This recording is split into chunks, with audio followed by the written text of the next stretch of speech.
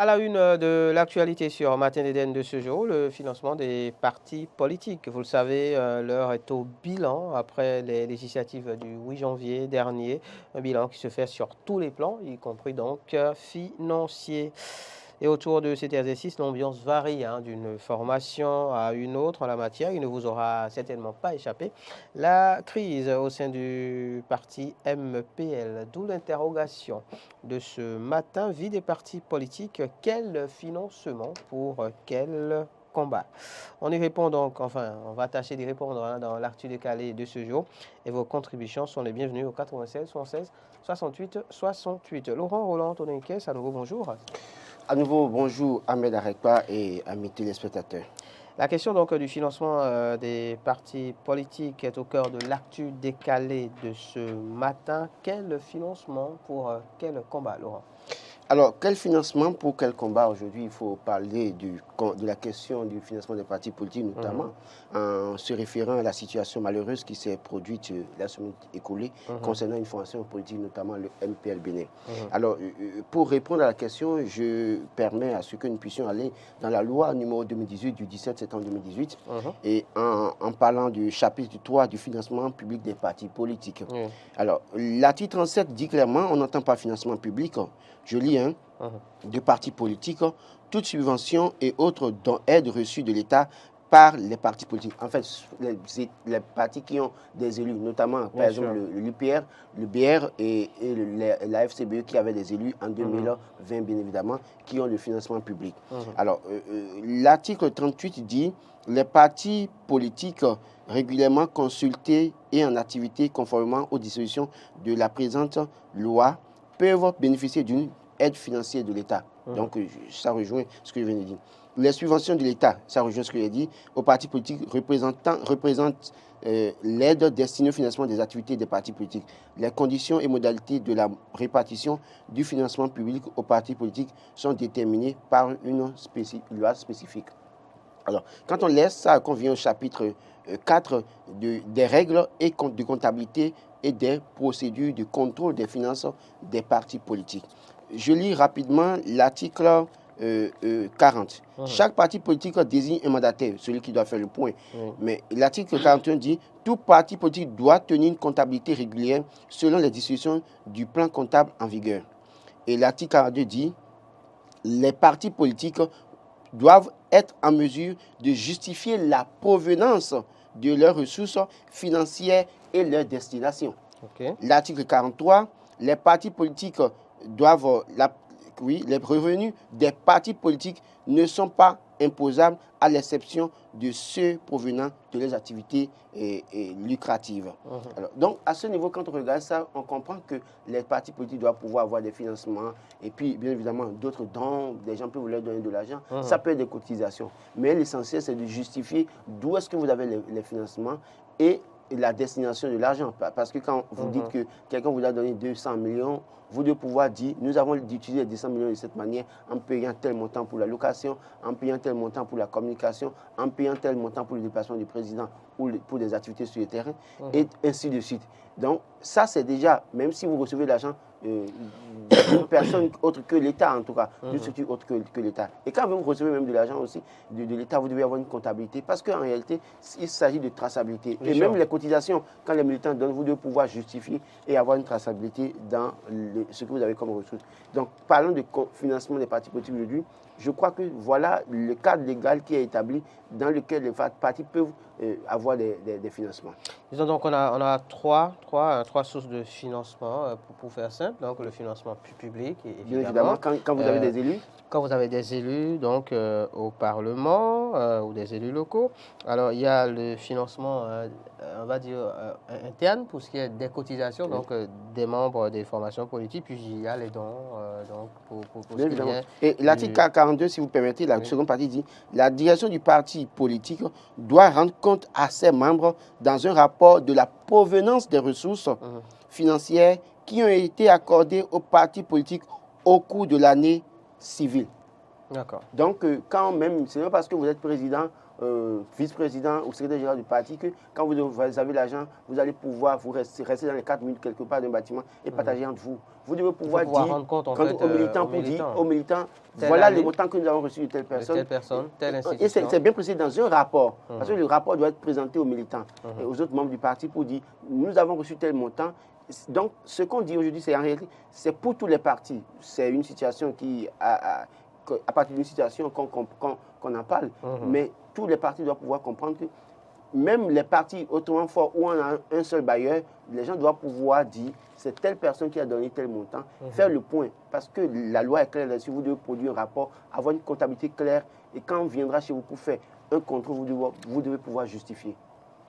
Voilà donc s'il faut savoir par rapport aux sources de financement des partis politiques en République du Bénin. On en parle, hein, Laurent Roland Tonniquès, parce que justement dans le cours de la semaine écoulée, un parti ayant participé aux législatives de 2023, du 8 janvier dernier notamment, a défrayé la chronique pour, on va dire, une situation rattachée justement à un financement d'un partenaire, a-t-on dit. Oui.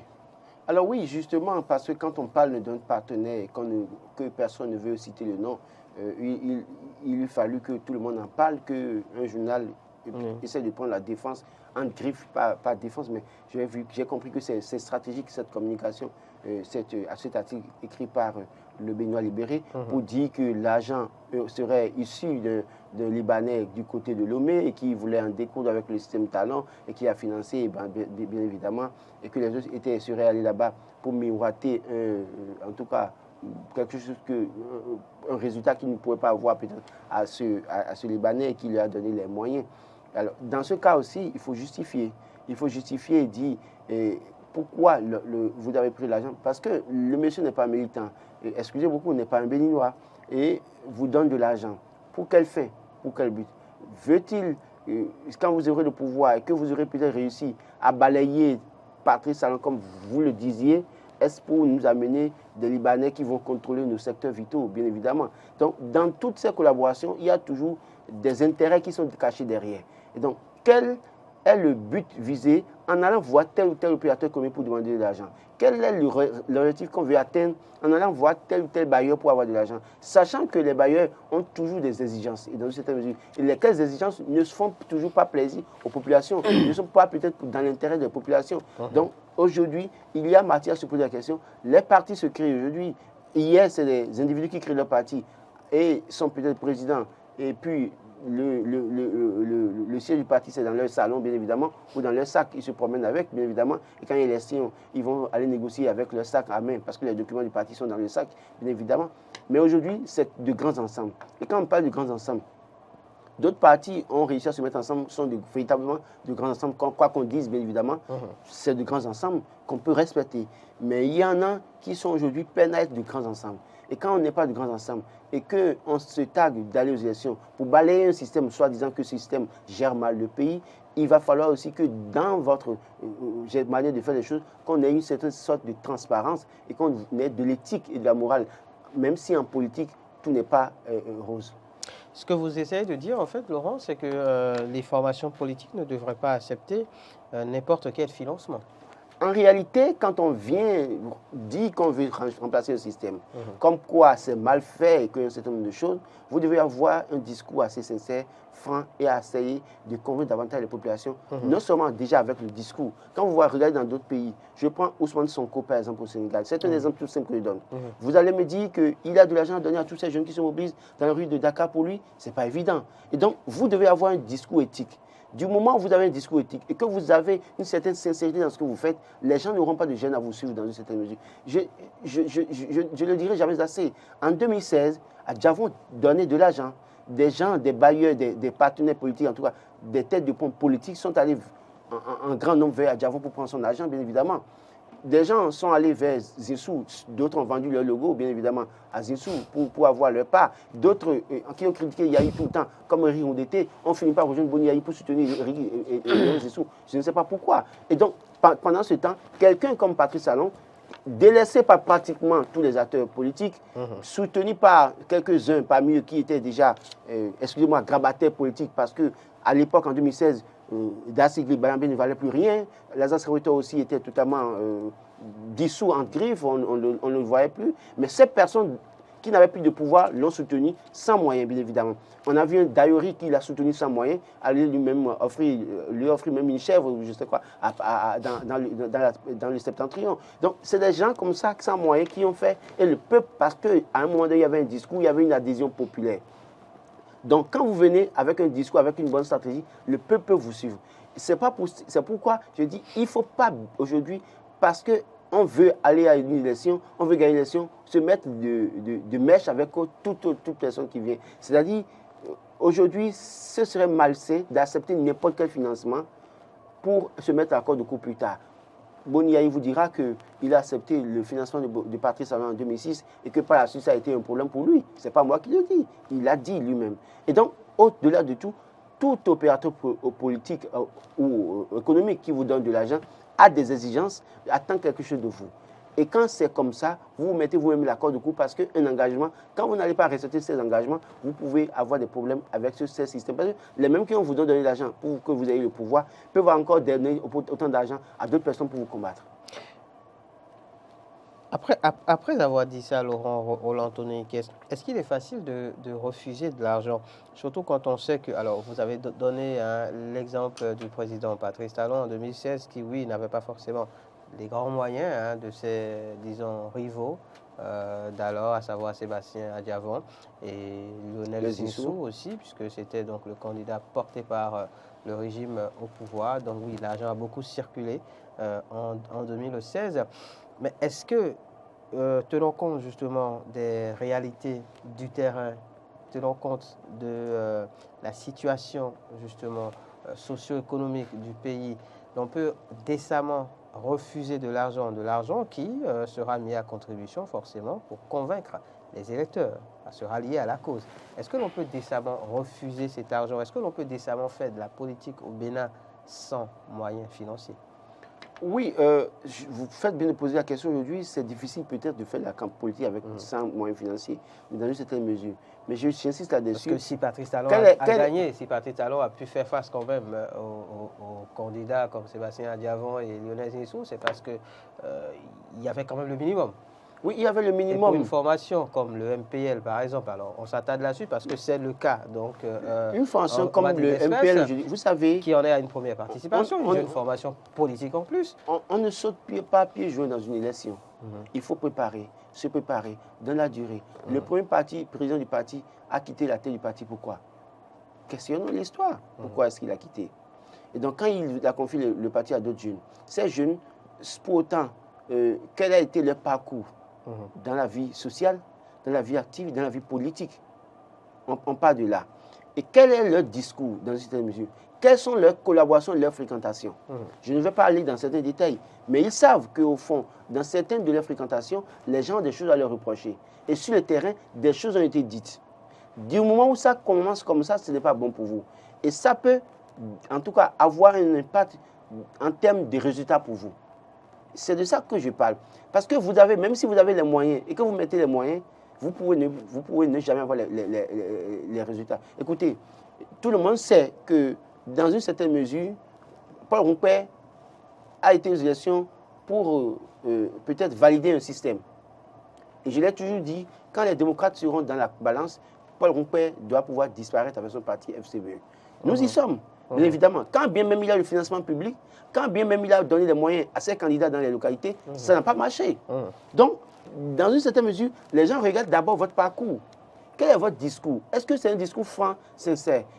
Écoutez, quand on regarde un certain nombre de choses et que vous êtes jeune, vous savez, les moyens déployés par le parti MPL pouvaient aussi amener des citoyens pour se poser des questions. Quand on sait que c'est des jeunes que nous côtoyons tout le temps, qui sont tout le temps avec nous, d'accord? Qui du jour au lendemain en arrive à commencer à sortir de l'argent, à louer des immeubles comme siège de campagne ou siège de leur parti. Dans une certaine mesure, les gens se posent la question de savoir si ceux-là ne sont peut-être pas un parti fait valoir pour valider un système dans une certaine mesure, comme on a pu le voir avec le parti FCBE. Donc, c'est autant de questions qui ont fait que des citoyens, à un moment donné, délibérément, ont choisi de ne pas aller vers le parti MPL dans une certaine mesure. Donc, c'est de ça que je parle pour dire, Quel a été le parcours? Que veulent-ils changer? Il ne suffit pas de prendre le balai pour se promener à Cotonou pour dire qu'on veut balayer quelque chose. Mais il faut se donner les moyens politique, c'est-à-dire le discours politique, la sincérité politique dans certaines mesures, qui peut-être, je ne dis pas que ça a manqué, mais qui peut-être a manqué à bien des égards pour cette formation politique où nous sommes, où là, on constate une situation. Et c'est pourquoi je dis, le financement qu'ils ont pu avoir de ce partenaire, qui ne peut pas citer, et pourtant la loi est claire là-dessus, il faut nous dire ce partenaire. Il faut nous dire le nom de ce partenaire. Pour qu'on sache. La loi fait obligation aux partis politiques comment dire, de dire justement leurs sources de financement. La loi fait obligation. C'est l'achat des partis politiques. La loi numéro 2018, du 17 septembre 2018, ils n'ont qu'à aller lire. Ce n'est pas moi qui le dis. Donc, il doit pouvoir nous dire quel est ce partenaire qui leur aurait donné 200 millions, je ne sais quoi, moins de 200 millions, sur lesquels 3 personnes se chamaillent aujourd'hui. Billy Oumassé, Aimé Tometi et puis Espérance Tébé, qui nous disent qu'il leur a donné l'argent. Et quel était le résultat attendu par ce partenaire-là? Quel est le but visé par ce partenaire? Qu'est-ce qu'eux-mêmes ils ont comme objectif en acceptant de tels financements de tels partenaires? Et c'est valable pour toutes les formations politiques. C'est-à-dire que quand on prend, je sais que UPR et BR sont des partis du pouvoir, n'auront pas de gêne à avoir peut-être du financement personnellement de Patrice Talon ou de ses amis, bien évidemment. On comprend déjà à ce niveau. Mais il y a des partis, FCB aujourd'hui, en dehors du financement public. Combien ont-ils réussi des partenaires qui nous disent, qu'on sache qui est qui et qui fait quoi et qui veut vraiment nous diriger dans ce pays. Les démocrates doivent pouvoir nous dire, on a pu lire quelque part que c'est Boniaï qui a payé la caution pour eux, bien évidemment. Mais dans d'autres thèmes, on a appris que Patrick Divoire est aussi un bailleur du parti, c'est vrai, militant du parti, mais qui a financé aussi le parti. Mais qui sont ces personnes d'autres qui ont donné l'argent? C'est vrai qu'ils vous diront qu'ils ne peuvent pas citer tous ceux qui lui ont donné de l'argent parce que ces personnes peuvent avoir, en tout cas, ils pourraient avoir des représailles contre ces personnes. Mais dans une certaine mesure, il faut jouer la carte de la transparence pour qu'on sache finalement que les gens ne sont pas dans un jeu politique pour duper une fois encore les populations. Quel financement pour quel combat aura l'avis des partis politiques en République du Bénin? Vos avis attendus au 96 76 68 68 à compter de cet instant. 96 76 68 68. Vie des partis politiques en République du Bénin. Quel financement pour quel combat? La question du financement donc public, réglé plus ou moins par le pouvoir en place. Justement, vous le rappeliez, les partis comme l'UP, le Bloc républicain et la Force Cori pour un Bénin émergent en ont bénéficié. Et pour ce qui est donc des autres formations, ayant pris part aux dernières législatives, il va falloir voir le nombre d'élus qu'ils ont. Je crois que les démocrates désormais doivent rentrer dans la danse. Pouvoir bénéficier donc de ce financement public. Et on est d'accord que ce financement public ne suffira pas au bon fonctionnement des partis politiques et donc au travail à faire sur le terrain et surtout en temps d'élection. D'où la question du financement privé aussi. Oui, le financement privé, c'est important. Moi, je ne suis pas contre le financement privé. Oui. Je dis il faut jouer la carte de la transparence. Qu'on nous dise qui finance qui et quoi et pour quel résultat. Il ne faudrait pas que ce soit des financements. L'obligation qui est faite au niveau de la loi est donc de révéler ces sources de financement pour les formations politiques. Pour que demain, un privé ne donne pas l'argent dans les coulisses pour demain venir exiger des choses pour mettre la corde au cou aux populations. Oui. Mais quand on sait comment fonctionne ce monde, justement, est-ce que ce n'est pas un vœu pieux, Laurent Roland Tonniquès? Permettez-moi de vous poser la question. 96 76 68 68, 96 76 68 68. C'est vrai que l'argent, on l'utilise toujours à une certaine fin. Donc l'argent ne sortira pas, par exemple, de la poche d'un soi-disant partenaire sans un objectif assez clair. Mais écoutez, moi j'insiste là-dessus. Quelle qu'en soit la situation qui doit prévaloir, dans une certaine mesure-là, il faut respecter la loi. Parce que c'est ne pas respecter. Si en réalité, le respect de la loi était de mise, en tout cas notamment les articles que j'ai pu lire tout à l'heure, c'est que les partis n'oseraient pas prendre de l'argent de chez n'importe qui et n'importe comment.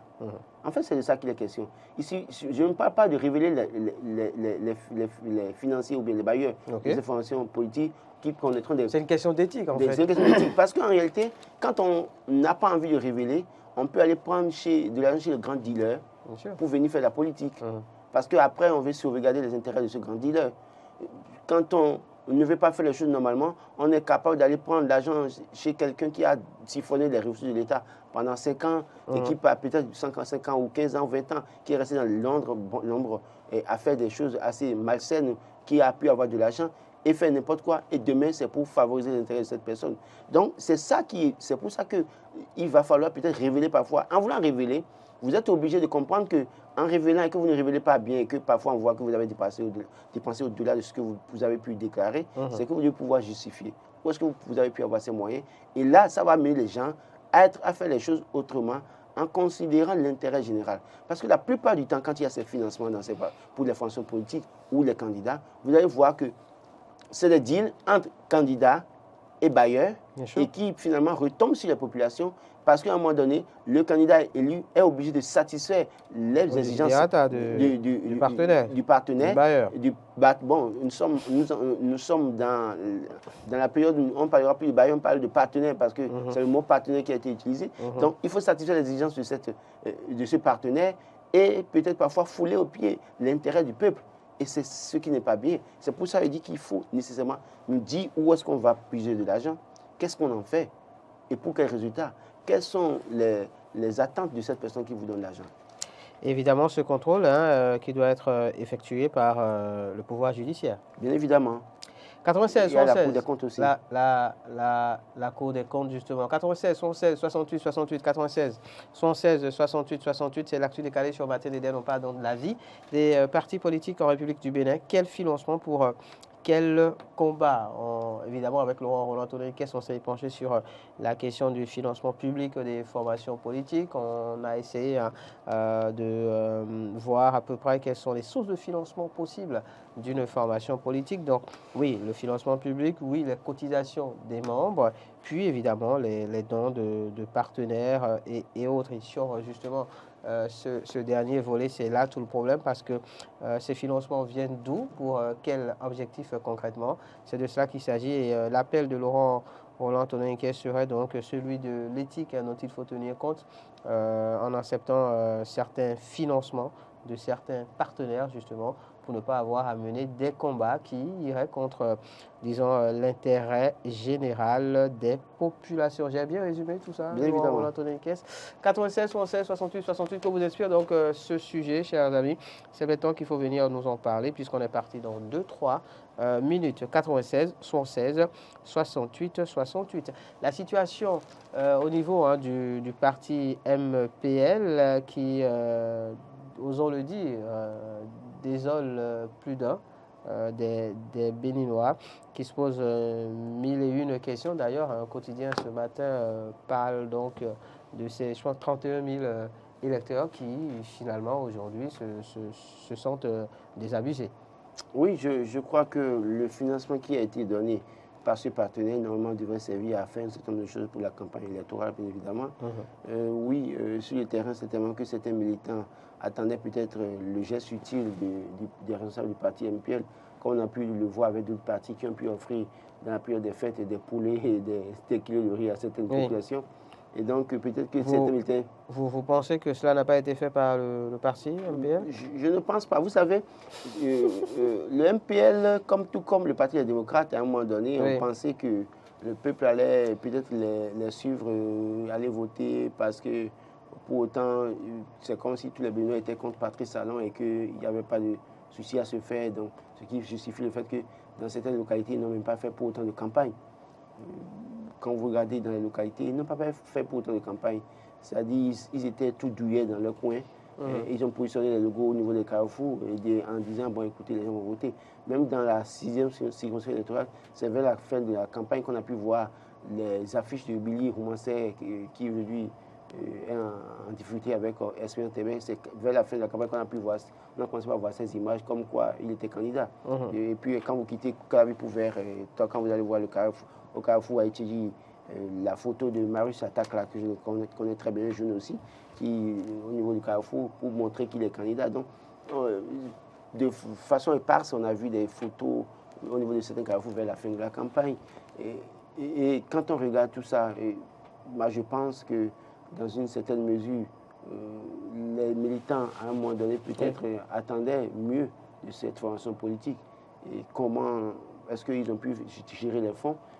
On comprend maintenant que entre eux, ils ont voulu gérer peut-être ce qui devait aller vers une grande masse.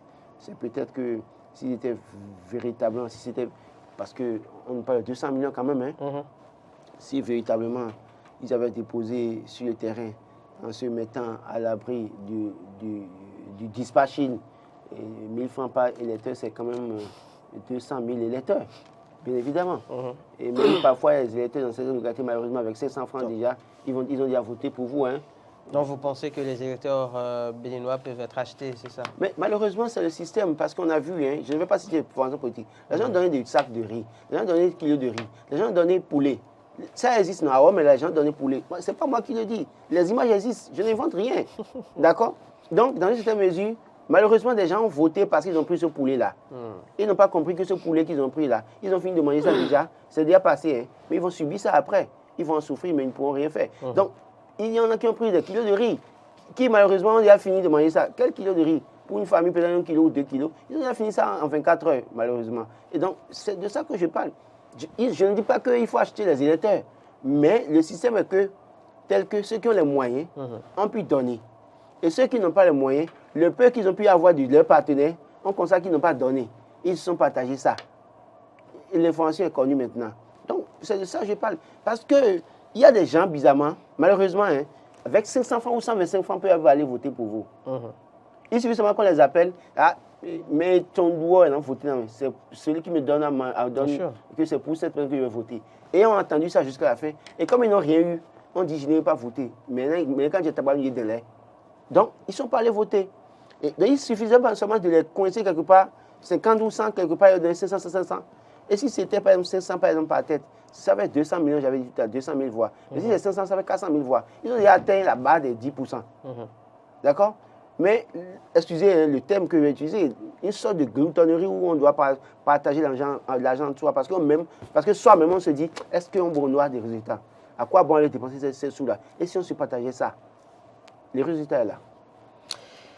Vie des partis politiques au Bénin, quel financement pour quel combat? On en parlait donc avec vous, Laurent Roland-Tonin ce matin. C'était l'occasion pour nous de rappeler justement les différentes sources de financement prévues par la loi pour ce qui est des formations politiques dans le financement public, le financement sous forme de cotisation des membres, puis les dons donc, de partenaires. L'occasion aussi de rappeler justement qu'il faut savoir tenir compte de l'éthique en termes de financement des partis politiques pour ne pas servir certains combats qui pourraient donc aller à l'encontre de l'intérêt général des populations. Merci à vous, Laurent. Laurent Roland-Tonin, pardon. On reviendra peut-être, disons, un peu plus tard sur ce sujet pour aborder d'autres volets. Vous savez que dans certains